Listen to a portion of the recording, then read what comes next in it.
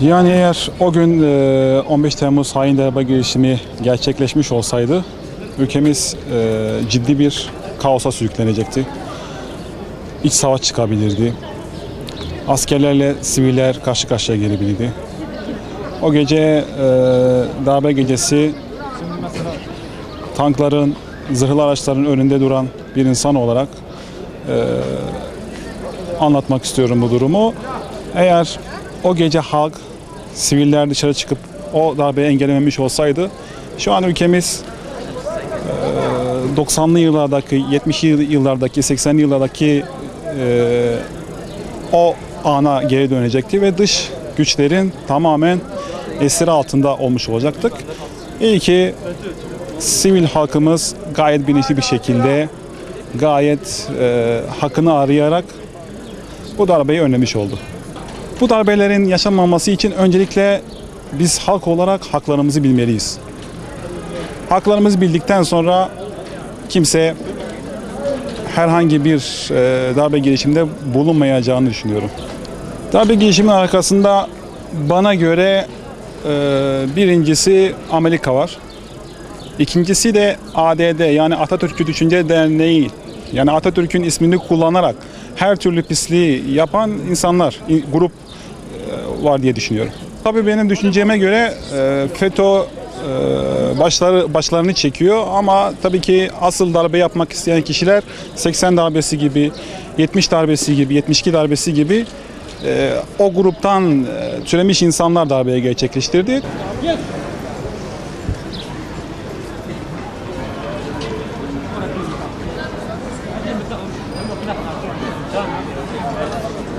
Yani Allah'tan olmadı.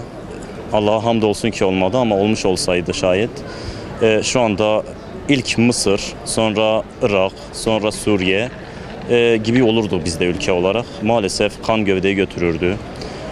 İç savaş olurdu ve devletimiz, vatanımız elimizden giderdi. Ama Allah'a hamdü senalar olsun ki en başta Allah hepimizin yüreğine cesareti koydu.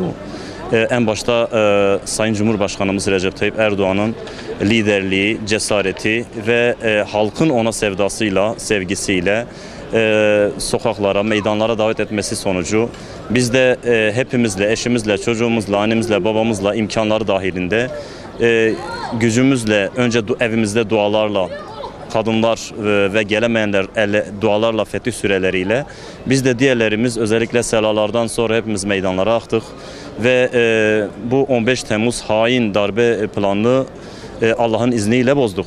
Darbelerin olmaması için en başta halkın her zaman sağduyulu ve hiçbir şekilde askeri vesayete yol vermemesi gerekiyor diye düşünüyorum. Çünkü bir ülke demokrasi yönünde hele bizim ülkemiz gibi son derece demokrasi adımlarının, reformlarının yapıldığı bir ülkede halkın bilinçli, uyanık olması gerekiyor. Okuması gerekiyor, daha çok okuması gerekiyor. Hepimizin her şeyden bilgi sahibi olmamız gerekiyor. Günümüz dünyasında teknoloji çağını yaşıyoruz ve o kadar bilgiye ulaşmak basit ki artık. Herkesin elinde telefonu var, televizyonu var, bilgisayarı var.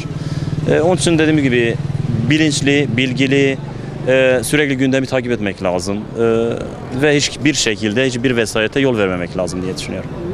Yani darbenin arkasında açıkçası bunun şeyini yapmak devlete düşüyor, arkasında kim olduğunu. Ama dış güçlerin olduğunu düşünüyoruz. Tabii ülkemizi sevmiyorlar. Ülkemizin başarılı ve onlardan daha öne çıkmasını istemiyorlar ve ellerinden geldiğince bunu birebir müdahale edemiyorlar. Terör örgütleriyle, farklı yapılarla bunu yapmaya çalışıyorlar. Ya dış güçler bunun Amerika'sından tutun İsrail'ine, İsrail'den İngiltere'ye, Fransa'ya, diğer yani ülkemizi sevmeyen tüm ülkeler diyeyim ya. Bence iç savaş çıkardı abi. Hani bu Türkiye'yi bir 70 yıl daha geriye çekmiş olabilirdi. Hani her açıdan kötü olurdu diye düşünüyorum.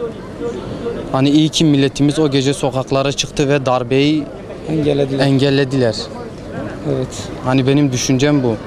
Bir daha darbelerin olmaması için neler yapılması gerekiyor? Hani güvenlik açısından devletimizin biraz daha dikkatli olması lazım diye düşünüyorum. Hani darbeyi önceden hani bilinmesi gerekiyordu diye düşünüyorum hani.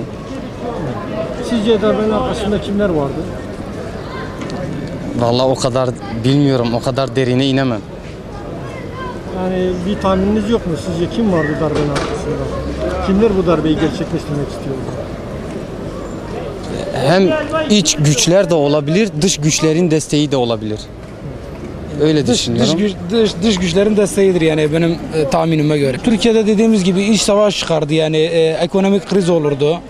Yani ne bileyim yani insanlar artık bir 100 yıl daha geriye çekilirdi. Ben öyle tahmin ediyorum. Bence dış güçlerin bir planıydı bu. Ama tutmadı. İyi ki tutmadı yani. Biz İzmir'deydik. Evet o gün bir sokaklara çıktık. Biz de al bayrağımızı alıp sokaklara çıktık. Darbeye direndik. Evet direndik. İzmir Konak Meydanı'ndaydık biz de. O gün aklımızda kalan tek bir şey yani korku ve telaş işimizi sarmıştı. Biz de dua ediyorduk bol bol. İnşallah böyle bir durum olmasın bir daha Türkiye'de. Hep beraber huzurlu bir şekilde yaşayalım ülkemizde. Türkiye'de iç savaş çıkardı. Yani Suriye'den daha beter olurduk. Orta Doğu'da yaşayan Müslümanlar çektiği çileleri, acıları çekerdik. Ama tabii ki milletimizin sağduyusuyla, milletimizin özverisiyle, bir de Sayın Cumhurbaşkanımızın talimatıyla bizi meydanlara çağırdı. Biz de çağrısına kulak verdik, meydanlara indik. Ben de o gece meydanlara inenlerden birisiyim. Gerçekten de Türk milletinin yani tarih boyunca verdiği en büyük mücadeleydi Kurtuluş Savaşı'ndan sonra. Rabbim bize onu yaşatmadı. Biz de yaşattırmadık millet olarak, halk olarak. Önceden bahsedebilir misiniz abi? İşte Cumhurbaşkanımız televizyondan işte tüm milletimi meydanlara davet ediyorum dedikten sonra biz de evdeydik. Biz de hiç çekinmeden etmeden yani ölüme gidecekmiş gibi biz de meydanlara indik. Biz de o çapulculara, o vatan hainlerine fırsat vermedik. Meydana indik. Valiliğin önüne gittik. Üstümüze ateş açtılar. Bizi sindirmeye çalıştılar. Ama biz yılmadık. O darbecilere, vatan hainlerine fırsat vermedik. İnşallah da hiçbir zaman da fırsat vermeyeceğiz. Bu Türk milleti, Türk halkı bu ülkede yaşadığı süre içerisinde hiçbir darbecilere, hiçbir haine fırsat vermeyecektir. Sizce bu darbe girişiminin arkasında kimler vardı? İşte en büyük hain FETÖ. Onun burada yetiştirdikleri teröristler askeriyenin içinde olsun, emniyetin içinde olsun, sivil halkın içinde olsun. Hepsini birer vatan haini olarak yetiştirmiş. Resmen dış ülkelere, Siyonistlere